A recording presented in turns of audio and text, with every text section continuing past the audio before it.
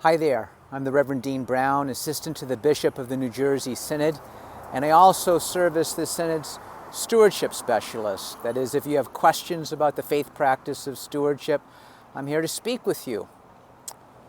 I want to raise a question with you. Where have you learned about or seen generosity in your life? It's a great theological question to ponder. It's a practical theological conversation to be held as well. I've seen and learned about it in a variety of places. One time I remember experiencing it was on a Christmas Eve. It was maybe my second, third, fourth year as pastor. I was a newbie. It was 4 o'clock at night. We had our full service, so busy. And when it was over, honestly, I was tired, having just vacuumed the floors, getting ready for the next service at 10 o'clock. And right about then, in this snowy weather, it was cold outside, just as I was going to lock the doors, a man came through the doors, walked up the stairs. He looked wet, couldn't look me in the eye, and he appeared unkempt to me. I thought to myself, honestly, here's going to be an act of Christian charity that I'm going to have to perform.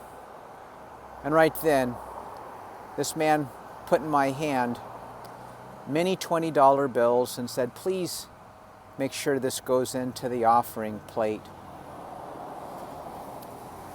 This was the night that I did not just learn about generosity. That Christmas Eve, I experienced it. Or more aptly, it was an experience that seized me. I experienced that there are so many souls yearning to give and share with the church so that it may fulfill its mission. I discovered that I do not always recognize beforehand where and from whom that generosity may flow.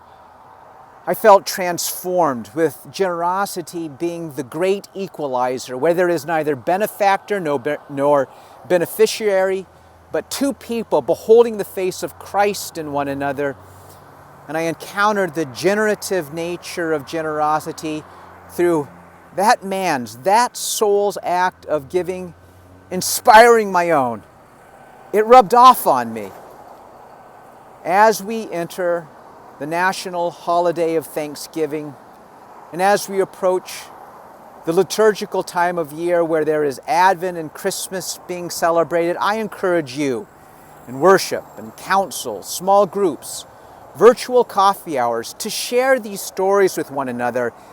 It's a great exercise, but more than that, it is remembering.